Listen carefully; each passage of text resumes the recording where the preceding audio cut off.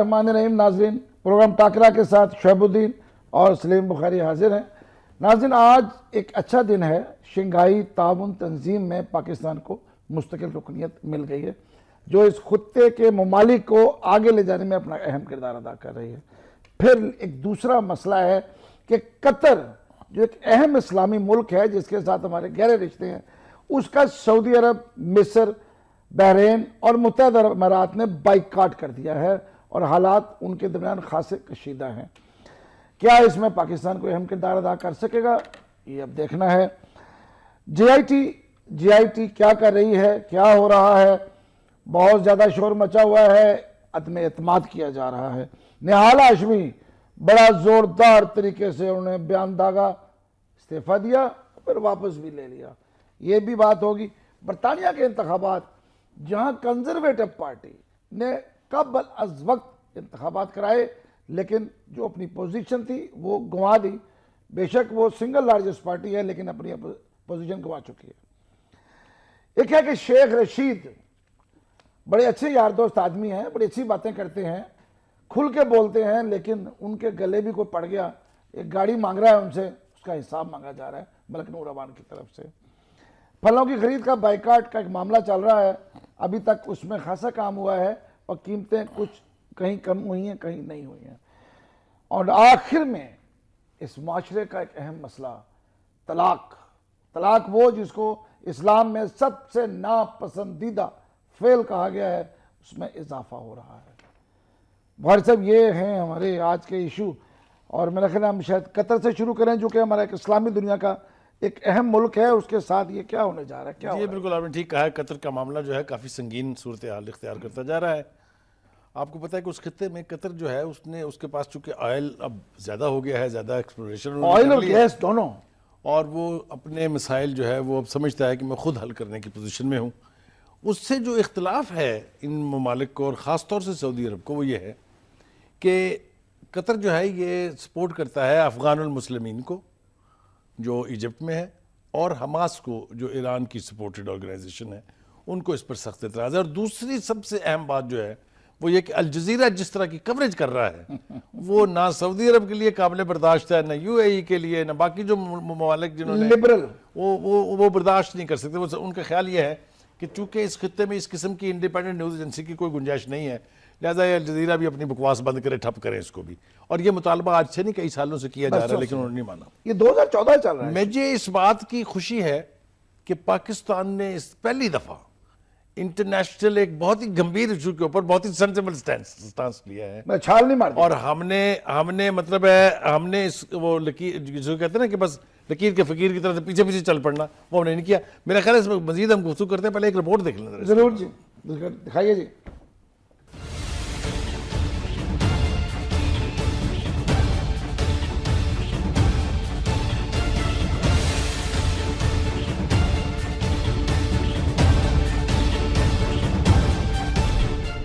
Qatar और अरब ममालिक के ताल्लुकात में कशीदगी ने खित्ते के अमन को खतरे में डाल दिया है। सऊदी अरब, मिस्र और दीगर ममालिक ने कतर से ताल्लुकात मुनक़ता करके सिफारती अमला वापस बुला लिया।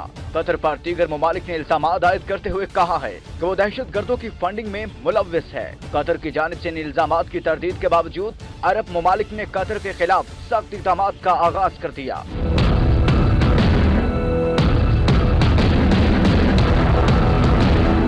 खलीज ममालिक में कहरी होती खलीज पर ट्रंप ने कहा कि ये सब मेरे दौरे सऊदी अरब के सम्राट का आगाज है। मगर अमरीकी हसास इदारों की रिपोर्ट्स में इस खदशे के बाद यू टर्न ले लिया गया कि अगर कतर का बहरान जारी रहा तो हो सकता है कतर में मौजूद अमरीकी अड्डा खाली करवा लिया जाए। अगर माजी पर नजर दौड़ाई जाए तो कतर ने बहुत से मामलात में अरब ममालिक से इनहराफ किया है। मिस्र में सदर मुर्सी की हुकूमत गिराए जाने की बात हो या मार्शल लॉ लगाने वाले मौजूदा मिस्री सदर अल सीसी की हिमायत की बात हो, कतर ने अलग मौक़िफ़ इख्तियार किया। कतर ने यमन में सऊदी बमबारी और हुज़ी बागियों के मामले पर भी अपनी राय मुख्तलिफ रखी। लीबिया में मुअम्मर कज़ाफ़ी हुकूमत के गिराए जाने के खात्मे पर भी कतर ने सख्त तनकीद की थी।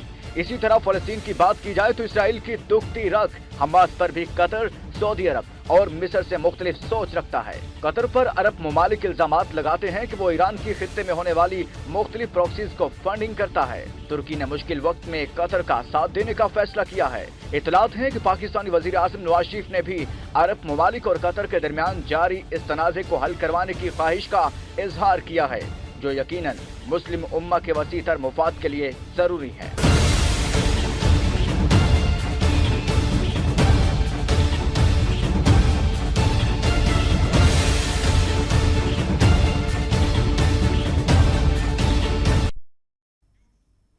नाज़रीन, आपने ये रिपोर्ट देखी, आपको कुछ चीज़ें समझ आई होंगी कि ये मसला आज का नहीं है, पहले से चल रहा है। बुखारी साहब, इस मसले की तो पीछे बैकग्राउंड बहुत ज़्यादा है। देखिए, पहली बात तो ये है शुएब के मुस्लिम दुनिया पहले ही इतनी बटी हुई है, छोटे इतनी छोटे तकसीम है सर ये कि उसके अंदर मजीद इस किस्म की खिला अगर पैदा होगी, इस किस्म की खलीज अगर पैदा होगी तो मसाइल और ज़्यादा उलझेंगे। देखिए, पहली बात तो यह है कि एक अच्छी बात यह है कि कुवैत जो उसी खित्ते का एक मुल्क है, उसने पहले ही सालसी की कोशिश शुरू कर दी है। वो यूएई के प्रेसिडेंट से मिले हैं, उन्होंने इजिप्ट के उससे भी बात की है, अरब वो सऊदी अरब में है। उनका ख्याल है कि वो सऊदी क़यादत से बातचीत करके मामले को सुलझाने की कोशिश। दूसरी बात यह है कि अगर आपको याद हो तो नवाज शरीफ और जनरल रहील शरीफ एक दफ़ा गए थे सऊदी अरेबिया और तेहरान भी गए थे वो, ताकि दोनों ममालिक के बीच जो कशीदगी है उसको कम किया जाए। अभी भी नवाज शरीफ साहब ने इस ख्वाहिश का इजहार किया है, बल्कि इतने ही लफ्ज़ों में कहा है कि भाई मुझे अगर जाना भी पड़ा तो मैं वहाँ जाऊँगा, सऊदी अरब भी जाऊँगा, और कोशिश करेंगे कि ये खलीज जो है इसको पाटा जा सके, इसको ख़त्म किया जा सके, ताकि मुस्लिम ममालिक जो है उनके बीच वो ना हो। दूसरी बात यह है कि इसके और भी बहुत सारे पहलू हैं। एक तो जैसा आपने रिपोर्ट में भी देखा, इसमें एक तज़किरा ज़्यादा तफसील के साथ नहीं है कि उनको जो दो बुनियादी बातें जिसका मैंने पहले जिक्र किया था, एक तो अल जज़ीरा को वो बर्दाश्त नहीं कर सकते इसलिए कि अल जज़ीरा इंडिपेंडेंट कवरेज देता है, और ये रियासतें ऐसी रियासतें हैं जहाँ हकायक को सामना करने की बहुत कम बर्दाश्त बर्दाश्त है, बादशाहत है सर। दूसरी बात ये कि जो इल्ज़ाम ट्रंप ने लगाया था, मैं चूँकि उस कॉन्फ्रेंस में खुद मौजूद था, हमारा ख्याल ये था कि वो मुसलमानों के बीच भाईचारे को प्रमोट करने के लिए एक कॉन्फ्रेंस है। पहली बात तो ये कि इस पर हैरत हुई वहाँ बहुत सारे जर्नलिस्टों को कि इस मकसद के लिए उन्होंने ट्रंप को अमेरिका से ज़हमत दी कि आप तशरीफ लाइए और मुसलमानों में भाईचारा कराइए। समझ नहीं आ गया वो किस लिए उन्होंने मुसलमानों में क्या भाईचारा पहले किया हुआ है और क्या वो अब कर रहे हैं, वो आपके सामने। जो हतमी बात है वो ये है कि सऊदी अरब की ये ख्वाहिश है कि वो अपने उस खित्ते के तमाम ममालिक के फैसले भी वो खुद ही करे। ये है वो असल वजह। ठीक है, अच्छा, इसमें बहुत सारे ममालिक ऐसे हैं जो उनसे हर मामले में मुशावरत भी करते हैं, उनकी बात भी मानते हैं, बाकी सब लोग यूएई। मगर कतर जो है ये काफी अरसे से स्टेडफास्ट पोजीशन लिए हुए है, यानी मुख्तलिफ पोजीशन है उसकी। कश्मीर आप देखिए, फलस्तीन के मामले पर उनकी कितनी सख्त पोजीशन है। उस खित्ते का सबसे अमीर मुल्क है, ऑब्वियसली उसके पास अब वसाइल हैं, चूंकि लिहाजा वो समझता है कि मैं किसी का मोहताज नहीं हूं, मुझे भी अपने फैसले खुद करने पड़ेंगे। जैसा मैंने पहले कहा, पाकिस्तान ने बहुत इंटेलिजेंटली एक्ट किया है इस पूरी सूरत हाल के ऊपर, और जो ये कहा है कि हम अपने ताल्लुकात जो है वो कतर के साथ जारी रखेंगे, ये भी मेरे ख्याल से ट्रंप साहब ये कुछ कर रहे हैं, लेकिन इसी कतर के अंदर उनके 11,000 फौजी हैं। देखिए, ये सूरत हाल जो है ये आहिस्ता आहिस्ता खुलेगी, अभी तो हमें समझ आनी शुरू हुई है। मसाइल उससे बहुत ज़्यादा हैं जो हमें नज़र आ रहे हैं। वहाँ की क़यादत और वहाँ के लोगों के बीच भी अब एक गैप है। आप इसके ऊपर बात करने का शायद ये मुनासिब वक्त नहीं है। नहीं, मेरा ख्याल सीधी सी बात है, एक आपका ये मोबाइल जिस पे एंड्रॉयड है, व्हाट्सएप है, और एक आपका ये मीडिया, हर बंदा हर घर में देख रहा है कि बाहर क्या हो रहा है। ऑब्वियसली इतना वाइब्रेंट हो गया हुआ है मीडिया कि अब किसी इंफॉर्मेशन को छुपाना या आवाम से दूर रखना मुमकिन ही नहीं है। लोग चाहते हैं ना हम भी आज़ाद हों। अच्छा, दूसरी बात यह है कि आज़ाद वो मुल्क जो गरीब हैं, जो दूसरों के मोहताज हैं, वो तो अगर इसके ऊपर कुछ रिजर्वेशन रखते हों या वल्नरेबल हों वो और बात है, लेकिन दोहा जैसा यानी कतर जैसा मुल्क जो है उसको ना किसी से वसाइल चाहिए ना किसी से पैसे चाहिए, लिहाजा वो समझता है कि हम इंडिपेंडेंटली अगले 150 साल की गैस और 45 साल का उसके पास वाफर जखीरा है पेट्रोल का, तस्वर करें। लिहाजा वो तो अपने मसल दिखाएगा और वो अपने मसल दिखा रहा है।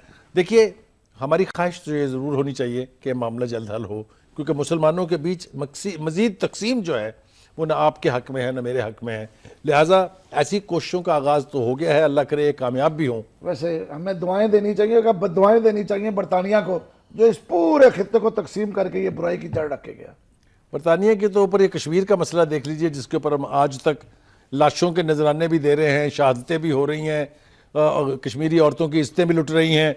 सारी दुनिया ऐसे बिहेव कर रही है जैसे अंधी है, ना उन्हें कुछ दिखाई देता है, बैरी है ना उन्हें कुछ सुनाई देता है। हमारे वज़ीर आज़म ने बात तो की है वहां पे काज़ाकिस्तान में। देखिए, बात तो उन्होंने यूनाइटेड नेशन में भी की थी, लेकिन मजा तो तब है ना कि हमारी बात सुनी जाए। अगर हमारी बात कर तो हम रहे हैं लेकिन सुनी कोई नहीं रहा हम है। तो कहते हैं कि आप जुल्म कर रहे हैं, आप वहां बड़ी जाति कर, क्यों नहीं कहते कि तुम्हारी ऐसी तैसी, हम तुम्हें देख लेंगे। मेरा ख्याल से अब वक्त आ गया कि इसको ज्यादा देर तक खामोशी इख्तियार नहीं की जा सकती, इसलिए कि आप देखें ये टर्निंग पॉइंट है कि वहां हिंदुस्तानी प्राइम मिनिस्टर मोदी था, इसकी मौजूदगी के बावजूद भी प्राइम मिनिस्टर को ये बात करनी पड़ी। कश्मीर के हवाले से वहां बात हुई है। तो हमारे सहाफियों ने क्या किया मोदी के साथ, वो नहीं देखा आपने? हाँ, वो भी मैंने देखा। और दूसरा ये कि अक़वाम मुत्तहिदा के जो सेक्रेटरी जनरल वहाँ आए हुए थे, उनके साथ अपनी मुलाकात में खास तौर से प्राइम मिनिस्टर ने कहा कि ये कश्मीर देख लें आप, क्या अंधी मचाई हुई है भारत ने वहाँ। लेकिन मुझे कल एक फ़ोन आया था, उन्होंने कहा अपने प्रोग्राम में जिक्र कीजिएगा, 2-3 बल्कि आए थे। क्या? उन्होंने कहा हमारे वज़ीर आज़म को उसको कम से कम बाजू में बाजू डाल के तो नहीं फिरना चाहिए था उसके साथ। देखिए, गुजारिश ये है कि ये कुछ डिप्लोमेटिक कंपल्शंस या मजबूरियां होती हैं। तो सर हाथ मिला लें, काफ़ी है, वो हाथ में हाथ डाल के यूं पकड़ वो के मोदी साहब को कुछ खुद भी ज्यादा शौक है। अगर आपको याद हो, इससे पहले जो कॉन्फ्रेंस यही करते हैं जिसमें वो आप में पास बैठे हुए ऐसे, तो उसका रिजल्ट हमारी पब्लिक पर नेगेटिव आता है सर। हमारी पब्लिक पे तो नेगेटिव आए या ना आए, लेकिन कश्मीरी बहुत जल्दी मायूस हो जाते हैं, फिर वो बातें करने लगते हैं कि जी पाकिस्तान से हमें जो तवक्कात थी वो पूरी नहीं हो रही हैं। मेरे ख्याल से कश्मीर तो हम एक अलग किसी प्रोग्राम के लिए उठा रखते हैं। कतर का बात हुई है ना वहाँ कतर, हाँ, कतर जो मामला है इसको हमने सेटल कर लिया। अब जरा देखते हैं कि प्राइम मिनिस्टर साहब ने आस्ताना में क्या किया है। ये आस्ताना ही की कार्रवाई चल रही है। आस्ताना की कार्रवाई ये है कि एक तो उनकी पुतिन से मुलाकात हुई है। आपको पता है कि ये बहुत पहले से इसकी बातें हो रही थी कि पाकिस्तान अब थोड़ा सा झुकाव जो है वो रूस की तरफ आप करेगा। भूल गए कि पुतिन पिछले दौर में पाकिस्तान आने भी लगे थे। चलिए, वो कहते हैं it's better late than never. वो अगर उस वक्त ख्वाहिश है कि वो आए। असल देखना यह है कि क्या हमारी बढ़ती हुई रूस के साथ कुर्बत जो है उसे अमेरिका बर्दाश्त कर लेगा। मेरा ख्याल है कोसिगन के बाद कोई किसी बड़े आदमी का पहला दौरा होगा। मेरे ख्याल से ये वो कोसिगन का दौरा तो उस वक्त के हालात में था, लेकिन आज के जो मंजरनामा है उसमें अगर पुतिन पाकिस्तान आते हैं तो that will be a very big development. इसमें कोई, चाइना और रूस, सही बात है, बीच में आप खड़े। तीसरी बात जो इस हवाले से आस्ताना के हवाले से की जा सकती है वो ये है कि वहाँ पर उनकी अशरफ गनी से भी मुलाकात हुई है। देखिए, अफगानिस्तान जो है वो एक, मुझे अच्छी तरह से याद है, ये गालिबन गोर्बचोव ने कहा था कि ये अफगानिस्तान जो है ये अमेरिका और उसके जितने भी इत्तेहादी हैं उनके लिए सारी ज़िंदगी एक ब्लीडिंग वूंड रहेगा। और देख लें कब की बात कही हुई आज तक। लेकिन सिर्फ मसला कुछ और है। अशरफ गनी और अब्दुल्ला देखिए, अब्दुल्ला बहुत बाइज्ड है पाकिस्तान के हवाले से। जैसे ही वहाँ कुछ होता है, वहाँ को आज नया हो रहा है। तालिबान तो वहाँ मौजूद है, वो अपनी मुल्क को छुड़ाने के लिए लड़ रहे हैं, इल्ज़ाम हमारे पे आ जाता है। देखिए, ये तो उनकी खैर एक आदत बन गई हुई है, लेकिन जिस बात से अब वो गालिबन परेशान है और जिसकी वजह से रिक्वेस्ट की अशरफ गनी ने पाकिस्तान के प्राइम मिनिस्टर से कि मैं मुलाकात चाहता हूँ, वो है वहाँ पर दाइश पंजे गाड़ रही है। दाइश की जो वहाँ पर एक्टिविटीज़ हैं, हम तो खैर ये मानने के लिए तैयार नहीं है कि वो हवा में कर रही हैं। सर वहाँ पे अमेरिका बैठा है, उसके इत्तेहादियों की फौजें बैठी हैं, नेटो बैठी है, लड़े ना मिलके उनके साथ। 13 साल में अलकायदा का कुछ नहीं कर सके, तालिबान का कुछ नहीं कर सके, तो दाइश का वो तो हमसे क्यों मदद मांगते हैं? अपना मुल्क है, लड़े उनसे। उनका ख्याल ये है, मेरे ख्याल से उसके अंदर जो छुपी हुई बात है वो ये है, वो ये समझते हैं कि ये जो सारी फोर्सेज हैं, चाहे वो तालिबान की क़यादत है, चाहे वो मुल्ला उमर थे, चाहे वो अब मौजूदा क़यादत है, ये पाकिस्तान की बात मानती और सुनती है। क्यों सुनेंगे जी उनकी? ये उनका ख्याल है। लिहाजा वो हमेशा हमसे जो डू मोर का मुतालबा करते हैं, उसकी वजह ये नहीं है कि हम कोई खुद लड़ रहे हैं वहाँ। उनका ख्याल ये है कि हमारी बात वहाँ सुनी जाती है, इसलिए हम पर प्रेशर डालते हैं। सर वो जो तालिबान गए थे वो तो उनकी आज़ादी के लिए लड़ने गए थे। अरे आप इससे पीछे चले जाएं अगर, तो आपको याद होना चाहिए कि तालिबान को भेजा किसने था, तो स्पॉन्सर किसने किया था। तो भेजा मकसद क्या था, भूल गए सारा वो।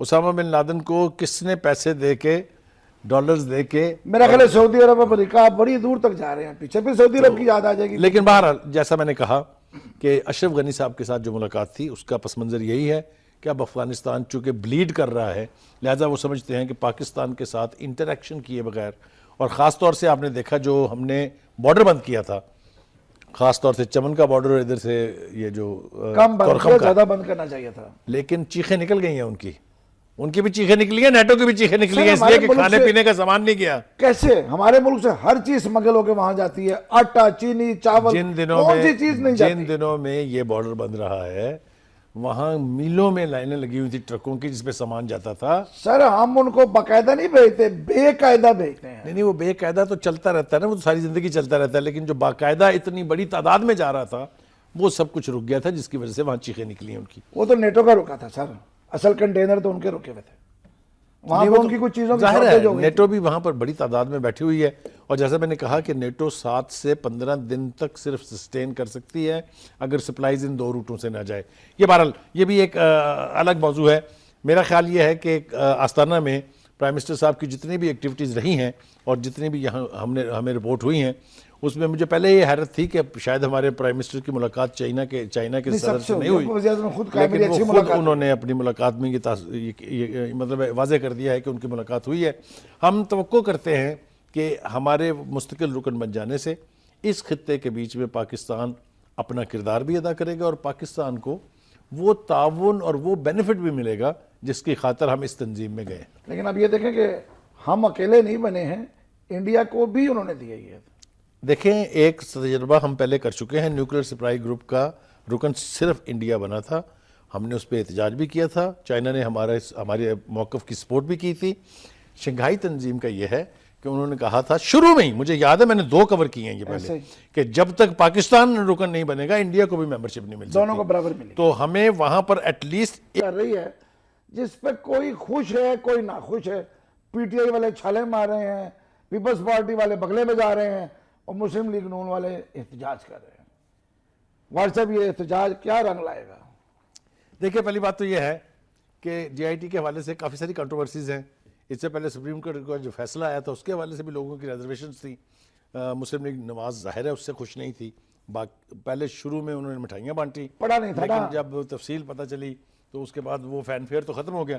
लेकिन पीटीआई और पीपल्स पार्टी, जैसा कि आपने ठीक कहा है, उनके लिए इसमें बहुत सारा मवाद ऐसा है जिस पर वो खुश हो सकते हैं।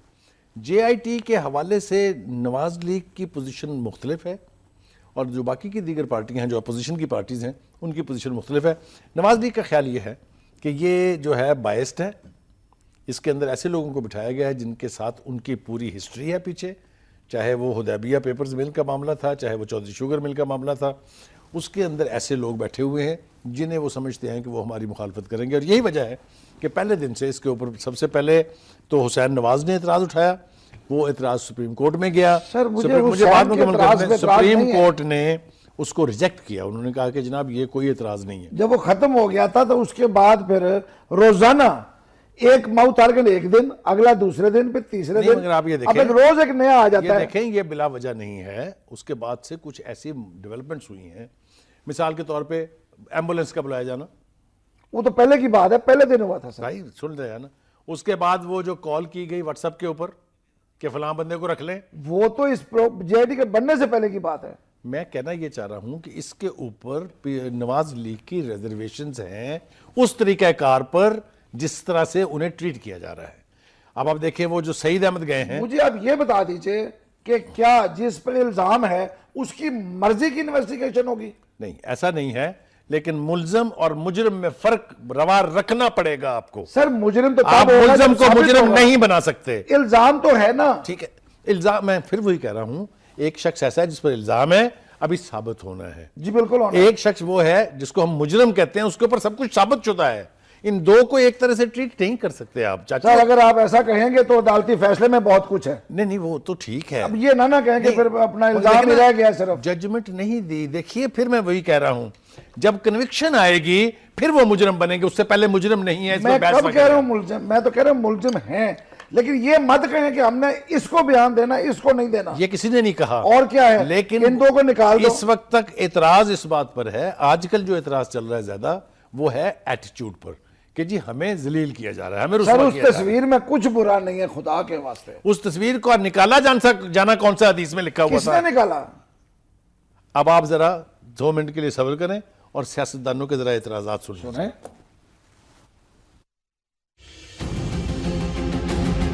इंशाल्लाह इनको कोई सबूत नहीं मिलेगा अदालत जो है इस दुनिया में ऐसी नहीं है कि जो शक की बुनियाद पे किसी के खिलाफ कार्रवाई कर सके। हुदैबिया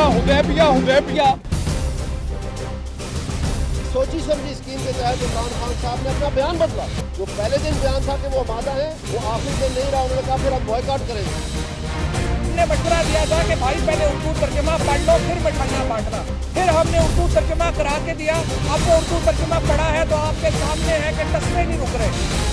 इंशाअल्लाह ताला आपको कोई सबूत नहीं मिलेगा, और अगर सबूत मिलता है तो मैं जो है ना यहाँ पे कहता हूँ कि उस पर एक्शन होना चाहिए, कार्रवाई होनी चाहिए, सजा मिलनी चाहिए। ये पूरा अब JIT को डिस्क्रेडिट करेंगे और ये कोई पता नहीं उसके बाद बॉयकॉट की तरफ भी चले जाएं। इमरान खान साहब ने अभी हमला किया मेरी पत्नी को बुनियाद पर रखी, तो मेरे साथ सभी के जुर्म होंगे। वो कुर्सी है, टेबल है, इज्जत के साथ हसन नवाज बैठे हुए हैं। कोई ऐसा ऊपर साजिद निजाम बंदूक लेके नहीं खड़ा है। अपनी शहजादा आगे से इनकार क्यों कर रहा है? कानून और लड़ाई है नून की, और मेरा दिल गवाही दे रहा है लोगों कि ये नून का सियासत जनाजा निकलेगा। कोई सवाल है या जानिबदार है या फिर ये नाअहल है। अगर कोई बहाना बनाकर सजा देनी है तो बहाने न बनाए, हमें सीधी तरह वजह बताकर सजा दें। ये कोई JIT है या कोई जेम्स बॉन्ड 007 की कंपनी है, पूरी है। JIT तो एक इन्वेस्टिगेटिंग एजेंसी है। इन्वेस्टिगेटिंग एजेंसी जो है उसको कौन सा ला है कि जो उसको फैसला करने का इख्तियार देता है। सारा प्लान और सारा जो कोशिश है वो ये है कि मुतनाज़ा किया जाए, JIT को मुतनाज़ा किया जाए, सुप्रीम कोर्ट को। जी नाज़रीन, आपने ये फिल्म देखी, बुखारी साहब देखें, इसमें बड़ा क्लियर है। और राना सनाउल्लाह साहब कह रहे हैं कि ये कोई इन्वेस्टिगेशन एजेंसी है। वो भाई ये अदालत की बनाई एक JIT है जिसमें 6 इदारों के 6 अफराद हैं। अगर वो JIT की डेफिनेशन नहीं होती है ज्वाइंट इन्वेस्टिगेटिंग टीम, जो ठीक है ना, 6 इदारों में 6 अफराद है ना, वो इन्वेस्टिगेशन कर रहे हैं तो क्या करेंगे? देखिए, पहली बात यह है कि दो तीन बातें बहुत ही अहम हो रही हैं जिस पर हमें थोड़ा गौर करना चाहिए। एक तो ये कहा जा रहा है कि हुकूमत ऐसा माहौल बना रही है कि उसके पास JIT का बाइकआउट करने का जवाब आ जाए। एक तो ये कहा जा रहा है कि वो बाइकआउट करेंगे, जी हम तो इसका हिस्सा हैं। दूसरी तरफ हुसैन नवाज साहब हैं, वो कह रहे हैं कि भाई ना तो मेरे खिलाफ कोई सबूत है ना कोई सबूत मिला है, सबूत अगर मिलेगा तो मुझे मुजरम बना दीजिए आप। वो कहते हैं कि JIT को इस्तेमाल करके मुखालिफ सियासतदान जो है उनकी जमात पर और उनके वालिद पर दबाव बढ़ा रहे हैं। ये दो बातें आपको ज़हन में रखनी पड़ेंगी। मुखालफिन क्या कह रहे हैं?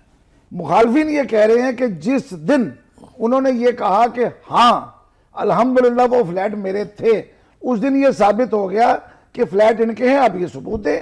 देखिए ना, यही भी है ना। नहीं, इसकी ओनरशिप से तो अब कोई, क्या आपने ये सुना है कि हुसैन नवाज ने कहा अब ये प्लॉट मेरे नहीं है? सर बुखारी साहब, फिर नहीं, हम अजम्पशन पर क्यों जा रहे हैं? यही तो बात हो रही है कि सबूत आपने यही देना है ना। तो वो तो कह रहे हैं ना हम दे रहे हैं, वो फाइलें लेके, और काहे के लिए जा रहे हैं वहां?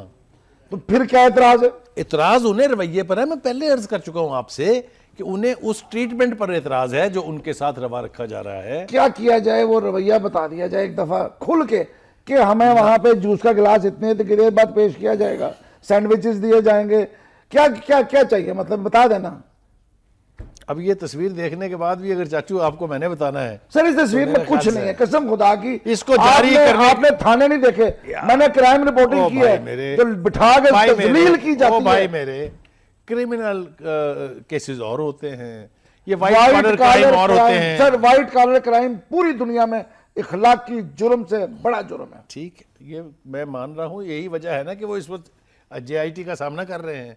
ये अगर जुर्म ना होता तो क्यों आते, वो बहाना बना लेते कि जी हम तो फॉरेन नेशनल हैं, हम तो आते ही नहीं है यहाँ वैसे ये बड़ा माजरत के साथ हमारे वजीर आजम के साहबजादे हैं, ना कहें कि फॉरेन नेशनल है, उन्हें पाकिस्तानी नेशनल होना चाहिए। नहीं, होना तो बहुत कुछ चाहिए, होना तो अल्ताफ हुसैन को भी पाकिस्तानी नेशनल चाहिए था, तो क्यों वहां बैठा हुआ? होना तो आधे MNS को भी चाहिए, आप उसे पकड़ के क्यों नहीं लाते? आधे MNS को भी चाहिए, डबल नेशनलिटी लेके बैठे हुए हैं। वो तो फारिग हो चुके हैं। सर कहने का मतलब ये है कि असल बात जो हमें तय करनी है यहाँ, जो हमें नाज़रीन को बताना है कि ये पोजीशन है हुसैन एंड कंपनी की, ये पोजीशन है अपोजिशन की, ये पोजीशन है अदलिया की। इसमें तो किसी को कुछ समझ नहीं आता किसकी क्या पोजीशन है। जो कुछ टीवी पे है लोग परेशान है कि हो क्या रहा है ये। बल्कि कल तो इत्तेहाद हसन ने यह फरमा दिया कि अब तो सुप्रीम कोर्ट पे काले कोटों वाले हमला करेंगे। अब आप देखें अंदाजा लगाएं। नहीं, आप उसकी अकल की दाद दे, मेरे ख्याल से उससे मुझे ये समझ नहीं आ रही मैं टाइटल क्या दूं इस वक्त। उनकी दरफुंतनी का जरा अंदाजा करें आप कि उन्होंने काले कोटों वालों की एक ऑर्गेनाइजेशन भी बना ली है और फिर उन्होंने हमला करने का प्लान भी दे दिया है। नहीं, उन्होंने बड़ी देखिए समझदारी की बात की है। अहमकाना बात है, अहमकाना बात है। वो ये कहते हैं कि पहले कई तो सियासतदानों ने हमला, तो वो तो नाअहल हुए, काले कोटे वालों को अंदर घुसने से कौन रोक रहा है? अहमकाना बात है, इसके बारे में कोई दो राय नहीं हो सकती। ये इस किस्म की दरफुंतनियां छोड़ना, खुदा ना खास्ता ऐसा हो गया। सुने, हाइपोथेटिकल सिचुएशंस के ऊपर वक्त से पहले तबसरा करना ये बड़ी ज्यादती की बात है। खुदा ना खास्ता ऐसा हुआ नहीं, देखे ना, अब मैं ये कह दूं अगर जेआईटी ने फैसला इनके खिलाफ किया तो फिर भाई हम कौन होते हैं ये तय करने वाले? तो नहीं कहने वाले, हमारा क्या ताल्लुक है? तो अकल चाहिए ना उस चीज पे तबसरा करें जो मैं रोज नजर आती है स्क्रीन पे। नहीं, कितने हमले हुए हैं यार काले कोटों वालों के यार। कौन काले कोटों वाले? रोज हमला करते हैं। हमला नहीं करते, वो उनकी आप जाए देखें जजों को थप्पड़ मारते हैं। वुकला गर्दी और चीज है, वो बदमाशी है। उस कोर्टों पे जाके हमला करना इस तरह से, जिस तरह से अगर आप जजों पे हमले को क्या कहते हैं मुझे बताएं? अदलिया कौन है? एक चूंकि सुप्रीम कोर्ट का जज है, एक बेचारा सेशन जज है। सुबह से शाम तक बैठ के मैं और आप यहाँ लोगों के मफरूजों के ऊपर तबसरे करते रहेंगे हकीकत की तरफ, इसीलिए तो जाने डर लगता है सर कि खुदा ना खास्ता ऐसा हो ना रहा हो वाकई। नहीं, ऐसा कौन होने देगा? हम तो दुआ गो हैं कि ये चीज जो है ना ये जल्दी जल्दी ऐसा करने वाला दौर चला गया भाई। ऐसा दौर अगर होता तो इस वक्त पेशियां ना हो रही हो। मेरी ख्वाहिश है जल्दी से 60 दिन खत्म हो जाए ताकि कोई चीज क्लियर हो सके। हाँ, अल्लाह करे कि ये धुआं है ना सारा अपनी मुकम्मल करे और ये धुंध जो है। अच्छा सर, ये निहाल हाशमी साहब वो जो जज्बाती आए थे, मैंने ये कर दूंगा, मैं तोता चला रहा था, अब वो तोता की तो ठूस हो गई। यार ये शेख चिल्ली की बात तो मुझसे ना पूछें। जिस तरह की उन्होंने तकरीर की थी, मेरा ख्याल ये था कि शायद उनके अंदर का वो मर्द जाग गया है जो पता नहीं किस वजह से चुप था। हाशमी है सर वो। लेकिन ये हाशमी हमने इससे पहले भी देखा है, एक हाशमी साहब के नारे हम पहले भी देख चुके हैं। मतलब ये दूसरा है? जी, ये दूसरे हैं। जवेद हाशमी साहब भूल गए आपको? मैं इसलिए पूछा ना। उनके दोनों वक्तों के, जब वो नून में होते थे वो नारे भी मुझे याद हैं, जब वो तहरीक में थे वो नारे भी याद है, जब वो वापस आए वो नारे भी मुझे याद है। तो ठंडे हैं बेचारे। तो ये नाराबाजी जो है ना, ये हकायक नहीं है। मैं आपको फिर बता रहा हूं, मुल्क की सूरत हाल बहुत खतरनाक है। इसके अंदर इस तरह के मफरूजे छोड़ना जो है वो सूरत हाल को ठीक नहीं करेगा। उनकी तकरीर को मैसेज कहा गया था। किनकी? उनकी तकरीर को। वो एक आदमी जो बोलता ही नहीं, वक्त हमने इस तरह बोला फिर चला दिया उसको। देखिए आप बात कर चुके हैं पहले, लेकिन अब उनका जो मुनकर होना है ना, वो मुझे उस पर बड़ा अफसोस हो रहा है। मैं खड़े रहो जो कहा है, इतनी हिम्मत तो करो। हाँ, मैं इस बात पे आपके साथ हूं, मुझे शर्म आती है। मर्द बनो। मेरा ख्याल ये था कि वो वर्कर आदमी है, अव्वल तो कभी बोंगी मारेंगे नहीं, और अगर मार दी तो उसमें खड़े हो जाएंगे। शाहिदुल्लाह खान को भी चाहिए था ना, अपने पंटर को समझाते। शाहिदुल्लाह खान परेशान है इस हवाले से। उनका मैंने कल एक इंटरव्यू सुना है जिसमें वो कह रहे थे कि अच्छा खासा वर्कर आदमी था, ठीक ठाक आदमी था। सारी उम्र इकट्ठे हैं दोनों सर। हाँ, कराची के पॉलिटिशियन है भाई, कराची में नून लीग को जिंदा रखे हुए हैं। बहुत पक्के दोस्त हैं दोनों। दोनों दोस्त भी हैं। लेकिन बहरहाल जो कुछ भी हाशमी साहब ने कहा और जो किया वो आपके सामने है। मगर मैं इस प्रोग्राम में चाचू ये बात कहना चाहता हूं कि खुदा के वास्ते जेआईटी को काम करने दीजिए, खुदा के वास्ते ये रीत पढ़ने दीजिए कि यहाँ पर हुक्मरानों का एहतसाब हुआ है। जेआईटी जो करने जा रही है, अल्लाह करे वो उसका कोई पॉजिटिव इस मुल्क को ना असर आना चाहिए। हाँ, देखें, नहीं, एक एहतसाब की रवायत पढ़नी चाहिए। इसके बारे में कोई दो जी शऊर आदमी जो है इख्तलाफ नहीं कर सकता। अब ये डेविड कैमरून और थेरेसा मे की वजह से कंजर्वेटिव पार्टी के साथ क्या हो गया? देखें, पहली बात तो यह है कि थेरेसा मे ने जो गड़ा खोदा था डेविड कैमरून के लिए, वही उस सूरत हाल एग्जैक्टली उसके सामने है। वो भी पीछे से इसी तरह आई थी और आके प्राइम मिनिस्टर बन गई थी, उसको रिजाइन करना पड़ा था। अब भी सूरत हाल वही है। वो जिद तो कर रही हैं कि नहीं मैं हुकूमत बनाऊंगी। वो बरतानिया की मलका से मिली हैं, उनसे इजाजत भी उनको मिल गई है, सिंगल लार्जेस्ट पार्टी। लेकिन ये कि हंग पार्लियामेंट में किसी मजबूत हुकूमत का बनना जो है वो करीने के आस नहीं। सर हमारे यहाँ 91 सीट लेके 105 सीटें लेके 150 पौने 200 की जरूरत होती है, हुकूमत बन जाती है 4 बंदे साथ मिला के। देखिए, हमारे यहाँ जिस तरीके से सियासी इत्तेहाद बनते हैं, इसकी रवायत बरतानिया में नहीं है। बरतानिया में ये काम करना मुश्किल होगा, लेकिन चूंकि अब उन्होंने बीड़ा उठा लिया है।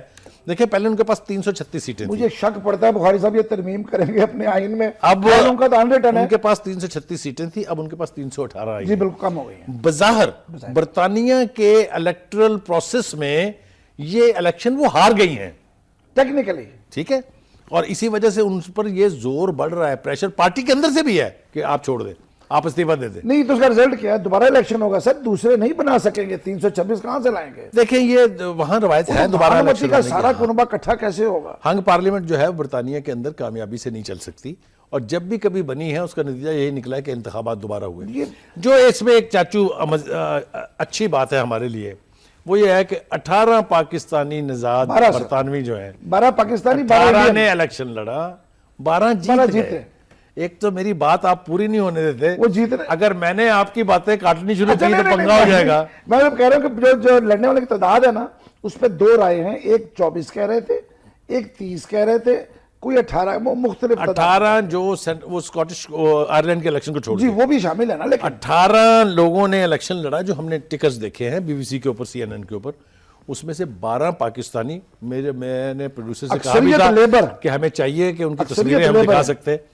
तो ये खुशाइंद बात है कि अभी भी वहां का मुआशरा जो है पाकिस्तानियों को नुमाइंदगी के काबिल समझता है। इससे बड़ी खुशाइंद बात यह है कि 650 के अंदर 1/3 207 खवातीन है सर। हाँ, ये भी उस इलेक्शन का एक हुस्न है कि इतनी बड़ी तादाद में खवातीन का जनरल इलेक्शन लड़के आना। 1918 में पहली खातून जीती थी यहाँ वहां पर वो रिवाज नहीं है रिजर्व सीटें और टेक्नोक्रेट और फलां फलां, वहां तो इलेक्शन लड़के आना पड़ता है। यहाँ तो रिजर्व सीट पर लाया जाता है, कहा जाता है तुझ तो साड़ी वजह तो बढ़े हो। ये तो बहुत ही खुशाइंद बात है जो खवातीन को इतना, वैसे तो आप देखें उनके दफ्तरों में जाएं आप, 75% ऑफ द स्टाफ, चाहे वो क्लरिकल है चाहे वो पर्सनल असिस्टेंट है, उन्होंने एक थोड़ी सी तफरीक की हुई है कि मर्द चूंकि हार्ड वर्कर है वो दूसरे काम ज्यादा आसानी से कर सकता है, लिहाजा मर्द वहां पे जो है ना वो दूसरे कामों की तरफ ज्यादा है। खवातीन आप स्टोर्स में चले जाए, तमाम खवातीन काम कर रही हैं वहां पे, सिर्फ वजन उठाने की हद तक मर्द ज्यादा है। आपको याद होगा चाइना में भी, हाँ जी, अब सारा बिजनेस जो है और सारे क्लरिकल काम जो है ऑल टोटली खवातीन। दुनिया के अक्सर ममालिक में ऐसे ये काम जहां पे आपको बहुत ज्यादा हार्ड वर्किंग नहीं है वो खवातीन को। अल्लाह करे कि हमारे मुल्क में भी ऐसा हो कि हमारी ये 51% वर्क फोर्स जो है ये बेकार जो घरों में बैठी हुई है, उसके लिए मर्दों को दिल बड़ा करना पड़ेगा। बड़ा करना जो है वो जरूरी है, जरूरी है। ये दिल बड़ा किए बगैर काम नहीं चलेगा। अनाउंस कर दें, बार बार कह रहे हैं वो याद दिला रहे हैं। अब मैं बातें भी करनी है ना इस बारे में।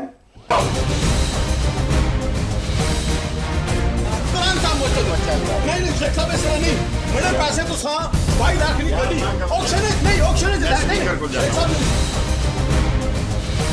ये बिल्कुल इसने 22 लाख रुपए देना है उसका केस जो है वो मीडिया लड़ेगा, पाकिस्तान के अवाम लड़ेंगे।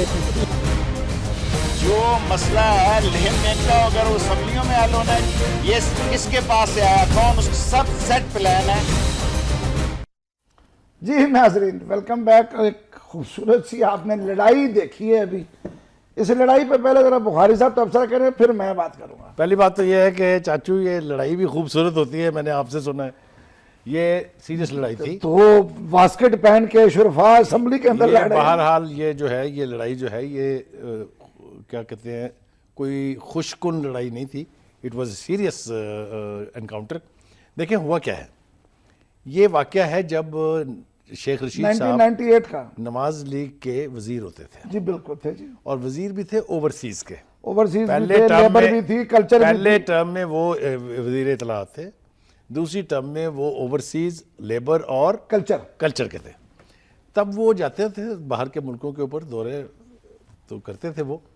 अब ये बंदा ये दावा कर रहा है कि जी आप मेरे पास आए थे और आपने एक गाड़ी पसंद की जो मेरे साथ जाके ऑक्शन में आपने खरीदी, उसकी सारी डॉक्यूमेंटेशन उसके पास होनी चाहिए, क्योंकि गाड़ी वहां से फिर बुक कराई गई, फिर वो बैरी जहाज से आई, फिर वो यहाँ छुड़वाई गई, कस्टम तो ने क्लियर की। हाँ, ये तो नहीं छुपेगा कि गाड़ी वहां से आई थी, किसके नाम आई थी और किसके नाम आई थी। दूसरी बात यह है, जो एक मिसिंग लिंक इसमें से हम मिस कर रहे हैं, वो ये है कि उसने 2014 में शेख रशीद पर पर्चा कटवाया। बिल्कुल करवाया। दैट मीन्स कि ये अब का कोई कंकॉक्टेड स्टोरी नहीं है कि अचानक बनी और एक बंदा ले आया गया जबरदस्ती वहां ठोंस दिया उसके ऊपर। इट हैज ए हिस्ट्री, ठीक है। अच्छा, दूसरी बात यह है कि शुरू में अगर आपने देखा है वो मिसिंग लिंक, शेख साहब घबरा रहे थे। नहीं, शेख साहब ने पहले ये कहा कि ओए दे देंगे, घबराए हुए हैं, ठीक है, और घबराए हुए हैं। और फिर ये कि बजाय उसका सामना करने के बाद वापस पार्लियामेंट में चले गए, वो छुड़वा उड़ा के ना अपने आप को। जो नूरुल हक का कहना है वो कहता है कि आप पूरे फुटेज चला के दोबारा देख लें, हाथ उन्होंने मेरा पकड़ा हुआ है, मैंने नहीं पकड़ा हुआ। जो ये पर्चा कटवाने गए हैं पुलिस में शेख साहब, इन्होंने कहा कि जी मुझ पर वो हमलावर हुआ है। और दूसरी बात ये है कि जी पर्चा काटे शहबाज शरीफ पर और नवाज शरीफ के ऊपर दहशतगर्दी। मेरे पास अच्छा, मुझे पता है क्या चक्कर है, जब कोई मिनिस्टर होता है ना तो लोग खुद भी जाते हैं। ठीक, आपको बड़ी अच्छी तरह पता है, हमारे सामने वाक़यात गिफ्टेशन करते हैं, बकायदा सब कुछ कहते हैं, ये लें सरकार, ये हाजिर है, ये हाजिर है, लेकिन जरा इस पे भी तो साइन कर दें।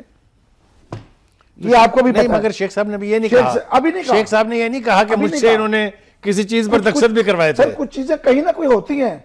ये साहब गुज़श्ता 19 साल क्यों खामोश रहे? जब तक शेख साहब मिनिस्टर थे, उसके परवेज इलाही के साथ थे, तब तक तो नहीं बोले। उसने कहा है ना, उसके बाद ठीक है ना? मुशर्रफ के साए में चले गए। ठीक है, इसका मतलब है नहीं बोले, नहीं जरूरत पड़ी। इसका मतलब है कि उस वक्त इन्होंने कुछ ना कुछ हासिल किया है। ये जापान में है, कारों का कारोबार करते हैं, ओवरसीज पाकिस्तानी के सदर हैं वहां जापान में। तो जनाब ओवरसीज के ही मिनिस्टर थे शेख साहब। ये कुछ चीजें कहीं मुझे नहीं पता। मेरी जान, ये शेख साहब को फिर कहना चाहिए ना, कहने सामने लाना ये चाहिए। मेरे और आपके उनकी यहाँ बैठ के वकालत करने से तो नहीं होगा। वकालत नहीं कर रहे हम, तो ये बात कर रहे हैं कि इसकी कोई बैकग्राउंड भी हो सकती है। नहीं, बैकग्राउंड इसकी है तो फिर वासे होनी चाहिए। देखें, मैं एक अर्ज करूं, मैंने कोशिश की थी, शेख साहब से राब्ता की, उनका फोन नहीं मिला। शेख साहब पब्लिक फिगर है, उसके ऊपर एक शख्स अगर जुर्रत के साथ इल्जाम भी लगाता है तो उसको क्लैरिफाई होना चाहिए। शेख साहब को चाहिए उन स्क्रीनों पे जहां वो रोज बैठे कहते हैं मैं रोजाना जलसा करता हूं, उस जलसे में इसका जवाब दें। अब मेरा ख्याल से आप अपने दूसरे मौजू की तरफ आ जाइए, फलों का मामला जो है।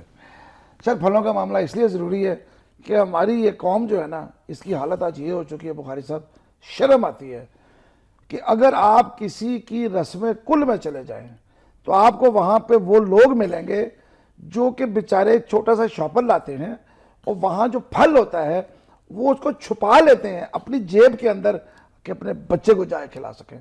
ये है इस मुल्क की सूरत हाल।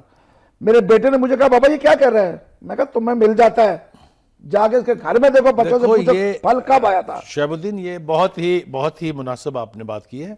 ये और एस्पेक्ट है, हम जिस एस्पेक्ट में बात करते हैं, पहले जरा हम थोड़ा सा रिफ्लेक्सेस देख लें उन लोगों के जो फल बेच के घर दिन की कमाई लेके मैं उनकी बात तो नहीं कर रहा, मैं सबकी बात कर रहा हूं। महंगा इतना है, पहले जरा देख लो। जी बिल्कुल।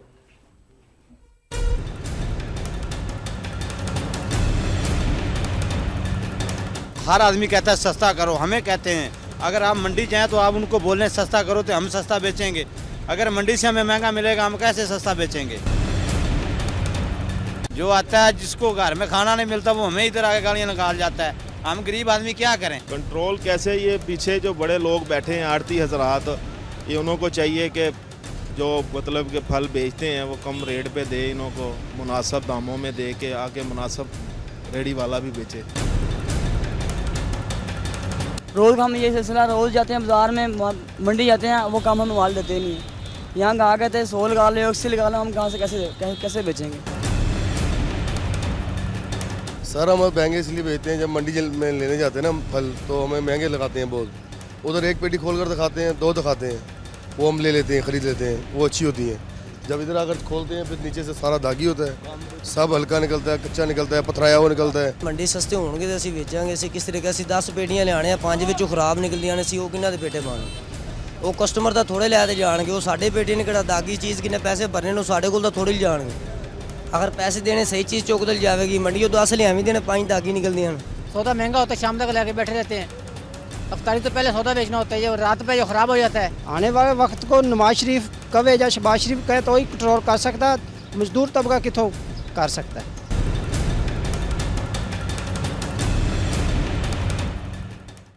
वर्षा आप कभी मंडी गए? जी मैं गया हूँ। फलों की नीलामी भी देखी है? देखिए। मुझे आप ये बताइए कि उनका हुलिया भी देखा है जिनकी वो आड़ते हैं? आपको नजर आ रहा है कि वो करोड़पति लोग हैं जी। बात ये नहीं है, काश के हमारी मुमकिन हो सकता कि हम इसमें उस किसान को भी दिखाते जिसका बाग है और जिसके बाग से ये फल यहाँ चल के आया है, कि वहां से किस कीमत पे चला और यहाँ पहुंचने तक वो कीमत कहां तक पहुंची। आप किसान तक पहुंच गए हमदर्दी में सर, उसको भी नहीं मिल रहा। आप इन लोगों का जो रोजाना का की बुनियाद पर सामान बेच के पैसे कमा के घर लेके जाते हैं खाने के लिए। मैं कह रहा हूं बीच वाला खा रहा है। करेक्ट, ये तो हुकूमत का काम है ना। हुकूमत नहीं कर रही तो कौन करेगा फिर? अल्लाह मियां करेगा। तो यही तो हम कह रहे हैं कि हुकूमत नहीं कर रही। हुकूमत को करना चाहिए। मेरा इशू जो है वो ये है कि हम लोग जो इतनी बड़ी बड़ी इफ्तार पार्टियां कर लेते हैं, इतनी बड़ी गाड़ियों के ऊपर जाते हैं, हम इनको 3 रुपए फालतू देने के लिए तैयार नहीं है। वैसे लाखों रुपए करोड़ों रुपए हम खर्च कर देंगे। ओ बाबा, इन गरीबों का क्या कसूर है? सर मैं एक बात बताऊं, मैंने किसी गाड़ी वाले को आज तक कीमत पूछते नहीं देखा फल क्या हिसाब है। नेचुरली दैट्स व्हाट वो आई एम पता है कहते हैं ये 3 किलो दे दो, ये 5 किलो दे दो, वो 4 दर्जन दे दो और ये लपेट कर दो, बताओ पैसे कितने हैं। ये उनका मसला नहीं है सर, ये मसला उनका है जिनके पास इतने से पैसे हैं। इतने से पैसों वाला बंदा फ्रूट नहीं अफोर्ड कर तो सकता। फिर मैं तो पहले कहा वो कुलों से इकट्ठी करके लेके जाता है अपने बच्चों के लिए। इसीलिए तो मैं कह रहा हूं कि भाई खुदा के लिए रमजान का महीना है, इस महीने में ही इन्होंने कमा के बच्चों के लिए ईद के कपड़े भी बनाने हैं। इनको बेरोजगार करने का अजाब किसके गले जाएगा ये मुझे बता दे। इनको कौन बेरोजगार? ये हो रहे हैं ना इसलिए कि कोई खरीद ही नहीं रहा। देखें, पूरी दुनिया में एक तरीकाकार है कि अगर किसी चीज की कीमत बढ़ती है तो आप उसके ऊपर जाके रिएक्ट करते हैं ताकि वो नीचे आए। यही तरीकाकार है, महजब दुनिया का तरीकाकार है। इसके अलावा तो कोई नहीं है ना। क्यों? गवर्नमेंट क्या कहती है? गवर्नमेंट ये कहती है आपकी सप्लाई और डिमांड इन दोनों के दरमियान जो है उसके मुताबिक चलेगा। हुकूमत तो तैयार ही नहीं है रेट तय करने पे। चाचू, ये इकोनॉमी का इशू नहीं है, ये इकोनॉमी ना पढ़ाए मुझे। इशू ये है कि एक बड़ी तादाद सेगमेंट ऑफ सोसाइटी जो है वो फल खरीदने का बाइकआउट करने की वजह से या बेरोजगार है। किसी ने बाइकआउट नहीं किया कसम से। मैं तो रोज सोशल मीडिया उठा के देखे बराबर। मैं कहता हूं मेरे साथ चले सोशल मीडिया, पता नहीं क्या कहता है। मैं लोग डेली जाता हूं बाजार में, हर बंदा फल खरीद रहा है। तो ये जो अभी आपने देखा था, ये जो लोग पीट रहे थे, चिल्ला रहे थे, ये ड्रामा देखा आपने? मैं आपसे कसम खा रहा हूं कि मैं रोजाना जाता हूं, मेरा तो ये हिस्सा चाचू इस हुलिये में आप जाते होंगे तो जाहिर है आपको ये मैं उतार के जाता हूं, वहां तो नहीं पहन के जा सकता, गर्मी बड़ी है। लेकिन बहरहाल आखिरी बात मैं अर्ज करना चाहूंगा, मुझे इजाजत दीजिए इसकी, कि थोड़ी सी विजडम का मुजाहरा करना चाहिए लोगों को। किसको? वो कोशिश करें हुकूमत को प्रेशराइज करके उस मिडिल मैन की इनकम को कम करके इन लोगों के रोजगार को जारी रखने। सर वो मिडिल मैन तो टैक्स भी नहीं देता। आप जुल्म की इंतहाई है, गवर्नमेंट उससे पूछती नहीं है कि तुम्हारा बच्चा पढ़ कहां रहा है, तुम साल में 6 उम्रें कैसे करते हो, तुम्हारी ये कोठी यहां कैसे बनी, तुम्हारे पास ये गाड़ी कैसे हर साल बदलती है। ये आपका इशू ठीक है, मेरी सुई वहीं फट, प्रनाला वहीं है। मैं नहीं कह रहा कि वो मिडिल क्लास वाला बंदा जो है जरूर उसके ऊपर कदगन लगना चाहिए। सर मैं उसी की बात, इनका रिज्क नहीं छीन सकते। मैं इसी क्लास के लोगों की बात कर रहा हूं ना, जिस क्लास की आप बात कर रहे हैं, कि इस क्लास के पास अब फल खरीदने का रह ही नहीं गया बेचारों के पास। ये है मसला। सर दुआ करें कि लोगों के पास इतने वसाइल हो कि अपने बच्चों को फल खिला दें, वरना कल को बच्चे फलों का नाम भूल जाएंगे। जितना फल पाकिस्तान में पैदा होता है, जितना फल बाहर चला जाता है, बाहर भेज देते हैं। मैं समझता हूं पाकिस्तान वो वाहिद मुल्क है जो कुदरत की तरफ से फलों के मामले में बहुत ब्लेस्ड है। 250-300 रुपए किलो अगर फल बिकेगा तो कहां पैदा हो रहा है। अल्लाह ही अजी। बहरहाल नाजरीन, आज का प्रोग्राम अपने अंजाम को पहुंचा है। हमें शुएबुद्दीन और सलीम बुखारी साहब को आज के लिए इजाजत दीजिए, कल फिर मिलेंगे। अल्लाह हाफिज।